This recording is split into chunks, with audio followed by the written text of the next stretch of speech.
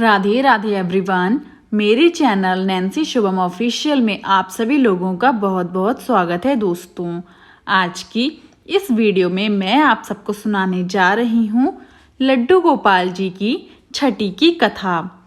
12 सितंबर 2023 को लड्डू गोपाल जी की छठी है, तो आइए सुनते हैं कथा। ध्यान से सुनिएगा दोस्तों। एक पौराणिक कथा के अनुसार भगवान श्री कृष्ण के एक परम भक्त थे जिनका नाम था कुंभन दास। उनका एक बेटा था रघुनंदन। कुंभन दास के पास भगवान श्री कृष्ण का एक चित्र था जिसमें वह बांसुरी बजा रहे थे।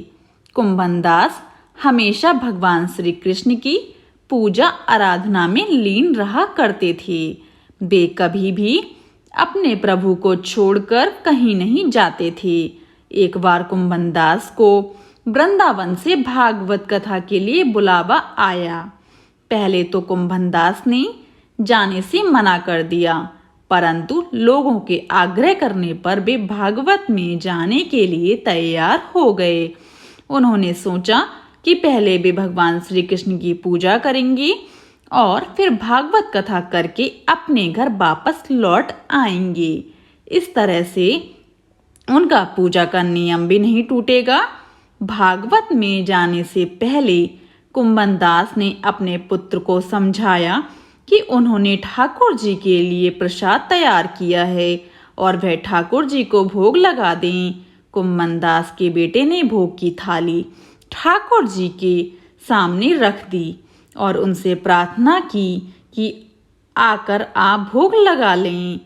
रघुनंदन को लगा कि ठाकुर जी आएंगे और अपने हाथों से भोजन ग्रहण करेंगे। रघुनंदन ने कई बार भगवान श्री कृष्ण से आकर खाने के लिए कहा, लेकिन भोजन को उसी प्रकार से देखकर वह दुखी हो गया और रोने लगा।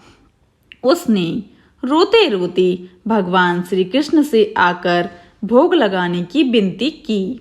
उसकी पुकार सुनकर ठाकुर जी एक बालक के रूप में आए और भोजन करने के लिए बैठ गए।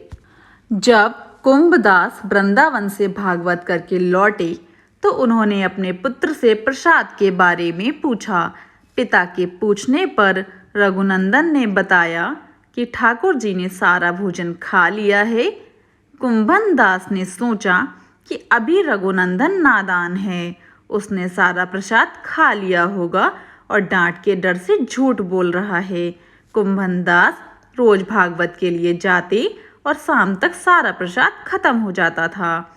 कुंभन दास को लगा कि अब रघुनंदन उनसे रोज झूठ बोलने लगा है, लेकिन वह ऐसा क्यों कर रहा है? यह जानने के लिए कुंभन दास ने एक योजना बनाई। उन्होंने भोग के लड्डू बनाकर एक थाली में रख दिए और दूर छिपकर देखने लगे। रोज की तरह उस दिन भी रघुनंदन ने ठाकुर जी को आवाज दी और भोग लगाने का आग्रह किया। हर दिन की तरह ही ठाकुर जी एक बालक के भेष में आए और लड्डू खाने लगे। कुंभन दास दूर से इस घटना को देख रहे थे। भगवान को भोग लगाते देख वह तुरंत वहां आए और ठाकुर जी के चरणों में गिर गए। उस समय ठाकुर जी के एक हाथ में लड्डू था और दूसरे हाथ का लड्डू जाने ही वाला था, लेकिन ठाकुर जी उस समय वहीं पर जमकर रह गए। तभी से लड्डू गोपाल के इस रूप की पूजा की जाने लगी। छठी के दिन इस कथा का पाठ करने से भगवान कृष्ण प्रसन्न होते हैं और भक्तों की सभी मनोकामनाएं पूरी करते हैं। दोस्तों,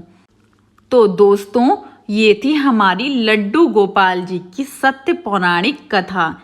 अगर आपको मेरी यह कथा पसंद आई हो तो मेरे चैनल को लाइक, शेयर एंड सब्सक्राइब जरूर कीजिएगा and also press the bell icon ताकि मेरी कोई भी वीडियो आए आपको नोटिफिकेशन तुरंत मिल जाए। राधे राधे एवरीवन।